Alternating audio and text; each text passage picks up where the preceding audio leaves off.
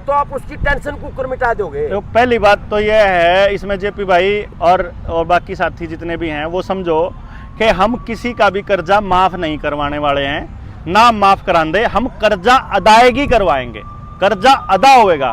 क्योंकि देश मतलब चुकता करेंगे। अच्छा। सारा लोन चुकता करके सेटलमेंट नहीं करेंगे, एनओसी लेंगे, अपनी जमीन छुड़वाएंगे। सेटलमेंट में तो क्या होता है, सेटलमेंट पर हो जाया करे। यहाँ पे हम लोग चुकता करेंगे। बैंकों ने समाज के साथ, लोगों के साथ क्या फ्रॉड किया है, इसकी जो सच्चाई है वो बाहर आ गई है।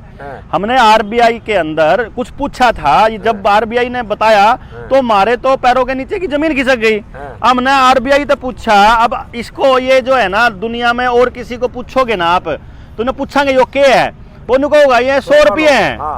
कुछ लोग ने कहा 100 रुपये है, ये 100 रुपये नहीं है भाई, ये 100 रुपये का नोट है, मतलब 100 रुपये की पर्ची। और इसमें गवर्नर ने लिख के दे रखा कि भाई मैं धारक को, यानी जिस पे भी यह पर्ची है उसको 100 रुपये अदा करने का वचन देता हूँ। तो हमने गवर्नर तय, आरबीआई के गवर्नर तय ये पूछा, गवर्नर ने मैं जितने का भी नोट हुआ है, जितने का भी नोट हुआ है, देखो मैं धारक को अपने नोट पे ठा के देख लो सारे के सारे, मैं धारक को 100 रुपये अदा करने का वचन देता हूँ। हाँ ठीक है। अब ये 100 रुपये तो हमने सरकार से पूछा, भाई तुम 100 रुपये जय 100 रुपये होंगे तो ये 100 रुपये होंगे, पर जब धारक को 100 रुपये देने का इसका मतलब है ये 100 रुपया का पर्ची है। जो अगर आप आड़ती पता नहीं लिया, अगर 100 लीटर डीजल की पर्ची ले आए हैं तो जिस पे भी आप पर्ची होगी अपना डीजल लीटर ले लो, है ना। तो इस तरीके से उन्होंने क्या किया, हमने आरबीआई से पूछा भाई ये 100 रुपये के हैं, जिसने तुम 100 रुपये देने का 100 रुपये देने का वचन दे हो। तो तब आरबीआई ने अपने को जवाब दिया कि 1 रुपया मतलब 777 मिलीग्राम सोना, 1 रुपया मतलब 777 मिलीग्राम सोना। और इसके बारे में हमारे जो साथी हैं अभी कुछ दिनों के बाद वो इसकी पूरी पोल पट्टी खोलेंगे देश के अंदर। जिस दिन 1 लाख लोग समझे हुए हमारे पास हो गए पूरे देश में, उस दिन हम ये पूरी सच्चाई दुनिया के सामने बड़े प्लेटफॉर्म से लेकर के आएंगे। फिलहाल के लिए हम क्या कर रहे हैं, लोगों को सिर्फ बता रहे हैं कि आप लोगों के साथ हो रहा है फ्रॉड। फ्रॉड कैसे हो रहा है ये समझो। यो 1 रुपया है जो 2008 में बना था, ये 1 रुपया है जो 1942 का है, यो 1 रुपया है जो 1891 का है। अब ये 3 रुपये हैं। अगर इन 3 रुपया ने, यो कागज का रुपया, अगर मैं इन 3 रुपयों को लेके जाता हूं बैंक में, मतलब क्योंकि चक्कर क्या हुआ, जस्टिस A.K. पंथा और योगेश्वर सिंह की एक खंडपीठ थी, जो खंडपीठ पे एक बेंच के पास हमारे साथी ने ले जा करके वहां उनकी टेबल पे रख दिया, उनके वहां डेस्क के ऊपर, कि जी साहब न्यू बता दो इनमें तो असली रुपया कौन सा है। क्योंकि रुपया कभी चलन से बाहर हुआ नहीं, नोट बाहर हुए हैं, 50 का, 100 का, 500 का, 1000 का नोट चलन से बाहर हो गए, वो लीगल टेंडर नहीं रहे, लेकिन रुपया कभी चलन से बाहर नहीं हुआ। तो रुपये की कीमत तो रुपये की कीमत रहेगी। तो हमने पूछा जी इनमें तो असली रुपया बता दो कौन सा है, क्योंकि इस रुपये में और इस रुपये में, इनमें तो 1 कप जो है चाय भी नहीं मिलती। और यो जो रुपया है, यो जो 1891 वाला, इसमें मिल जा हमने 1 क्विंटल तूड़ी है, इसमें मिल जा हमने मतलब दूसरे में आधा क्विंटल तूड़ी। तो इब जो योगेश्वर सिंह पंथार हुए कहने लगे, जो A.K. पंथार है, तो भाई ये तो दूसरा साथी था जो खड़ा हो, बोला ये तो चांदी का रुपया है। बोला चांदी सोने का नहीं, अगर रुपया तो रुपया ही होता होगा। जो अगर किलो है, 1 किलो बट्टा मतलब लकड़ी का हो, चाहे पत्थर का हो, चाहे सोने का हो, चाहे लोहे का हो, 1 किलो तो 1 किलो है ना बराबर में। तो रुपया है। तो फिर कहने लगा ना भाई तो चांदी का है, चलो अच्छा एक काम कर ले, फिर इन्हें बैंक में ले जा। बैंक में ले गए, बैंक में ले जाकर बैंक वाले तो कह दिया भाई इन्हें जमा कर ले। बैंक ने जमा कराया 4 रुपया में, वो बोला 4 रुपये हैं। अच्छा मखा इसका मतलब जो 4 रुपये जमा कर लिए, जब उल्टे लेवांगे तो ये 4 रुपये मिलेंगे। बोला ना इसने तो रख लेगा, इसने भी रख लेगा, इसने देवेंगे थारता है। अच्छा इसका मतलब ये होया कि जो ये चांदी वाला रुपया है और जो ये लोहे वाला है, इन दोनों की कीमत बराबर है। तो या तो इसकी कीमत इसके बराबर होनी चाहिए या इसकी कीमत इसके बराबर होनी चाहिए। तो हमने सरकार से पूछ लिया स्टैंडर्ड क्या है रुपये का, रुपये के स्टैंडर्ड के बारे में बताओ। तो रुपये का जो स्टैंडर्ड बताया सरकार ने, उसको जान करके तो सबकी आंखें जो है खुली की खुली रहेगी कि 1 रुपया मतलब 777 मिलीग्राम सोना। 1 रुपया मतलब 777 मिलीग्राम सोना। अब मारे तो यूं होगा मोत्री के तो इसका मतलब ये हो गया आज के टाइम पे 777 मिलीग्राम सोने में आज जो ये कागज जो टुकड़े दे रखे हैं, ये जो टुकड़े क्यों कह रहा हूं मैं आपको, ये टुकड़े कागज के टुकड़े हैं, ये रुपया नहीं है भाई साहब, ये करेंसी नहीं है, ये कागज के टुकड़े हैं। असली करेंसी होया करती वह जो आपने अगर नोटिस करा हो 1968 से पहले एक नोट आया करता, जो हमारे पास वो नोट पड़ा हुआ है और उसकी फोटो हमने खींच के रखी हुई, क्योंकि बार बार खोलने निकालने तो टूट जा पाट जाओ, जिसने चाहिए तो हम लाइव भी दिखा देंगे। ये 10 का नोट आपने देखा होगा पहले कभी अपने पास ना, ये 10 का नोट ना। इस 10 के नोट की खासियत क्या है, इसको आप दोबारा से बैक जाके देख लियो इन्हें रोक के, ताकि आपको पता चल जाए इस 10 के नोट की खासियत क्या है। इसके अंदर क्या लिखा हुआ है, इसमें लिखा है आई प्रॉमिस टू पे द बियरर ऑन डिमांड। इसमें ऑन डिमांड लिखा हुआ है, द सम ऑफ 10 रुपीज, और नीचे लिखा हुआ है at any office of issue. मतलब क्या है, जैसे इस नोट पे लिखा है ऑन डिमांड नहीं है और at any office of issue नहीं है, तो इसका मतलब क्या है कि अगर जय हम भाई इसके बदले में अपने को गवर्नर 100 रुपये देगा, इसके बदले में 100 रुपये देगा, कहाँ देगा, कड़ा जाके लेवा और कौन लेवेगा और कद ले सका। हाँ उस नोट पे लिख रहा था कदे भी ले और at any office of issue, यानी किसी भी बैंक में जाके ले लो, ऑफिस ऑफ इशू मतलब बैंक। तो फिर हमारा न्यू होया कि भाई नहीं हो एफिडेविट क्यों चेंज कर दिया। आप तो वकील साहब हो जेपी भाई, एफिडेविट बदल सको क्या आप अपना, किसी और का बदल सको।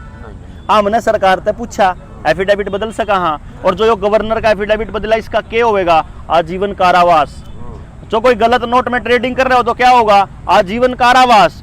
तो फिर इसका मतलब तो जो ये बैंक कर रहे हैं देश के लोगों के साथ, ये तो फ्रॉड है। हाँ हमने बैंक भी आपके सामने, हाँ तो हमने बैंकों को हमने क्या करा, बैंकों को वो दिया एप्लीकेशन लिखी हमने, भाई माने वैध रुपए के दस्तावेज दे दो, ये तो अवैध रुपया है क्योंकि आपने एफिडेविट चेंज कर दिया, तो हमको वैध रुपया दो, लीगल रुपया कितना है क्या है। तो जब बैंकों ने उसका जवाब दिया, हमारे पे तो जवाब नहीं, फिर हमने आरबीआई को लिखा। आरबीआई के आर्काइव में, एक दिल्ली में है एक पुणे में है, मैं भी गया हूं पुणे के आर्काइव में। जब वहां आरबीआई की आर्काइव में जाकर जब हमने दस्तावेज खंगाड़े तो वहां से निकल के आया कि 1 रुपये की वाकई में वैल्यू 777 मिलीग्राम है अभी भी आधिकारिक और कानूनी रूप से।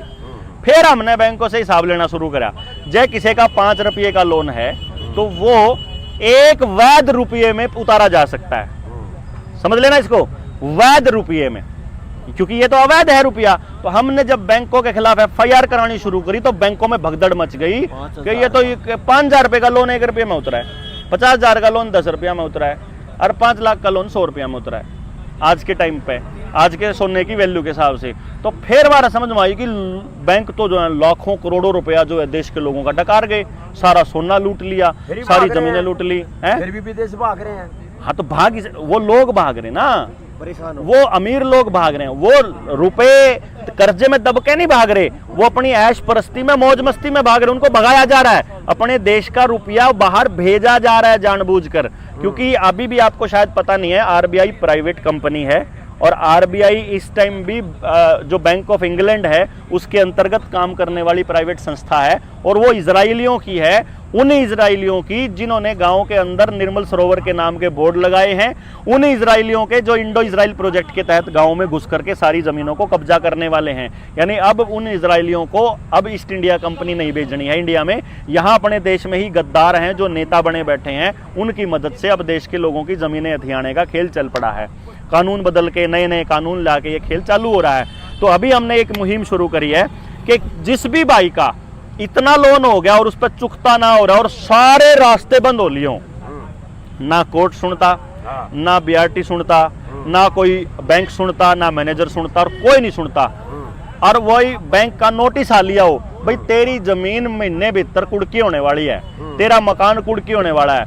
अपने जिले के जो हमारे जनता सरकार मोर्चा के साथी है उससे मिल लो, वो आपको कागज के दस्तावेज दे देगा, उस पर फोन कर लो। या तो करनाल जिले का फोन नंबर बताइए। करनाल जिले का भाई वीर सिंह का 98 96 98 अरे 98 96 98 24 28 98 96 98 24 28 24 28 नाम वीर सिंह। वीर सिंह नाम है भाई, ये नंबर जारी कर दिया है। फोन के बजाय व्हाट्सएप करियो, ज्यादा बढ़िया रहेगा। हाँ। और व्हाट्सएप भी कुछ नहीं करना, हाँ। ना अपनी मजबूरी बताने की जरूरत, ना अपना कोई एक्सप्लेन करने की जरूरत, हाँ। सिर्फ 2 चीज भेजनी है आपने। क्या चीज जो भेजनी? लोन लिया था उस लोन अकाउंट की statement PDF loan PDF account बना के भेजियो भाई। आगे टेंडे फोटो खींच के भेजोगे तो कोई जवाब नहीं आवेगा आपके पास। पीडीएफ बना के भेजो साफ सी, लोन अकाउंट की स्टेटमेंट हाँ। और बैंक का नोटिस, बस ये 2 चीज व्हाट्सएप कर दो, आपके कागज तैयार करके हम दे देंगे।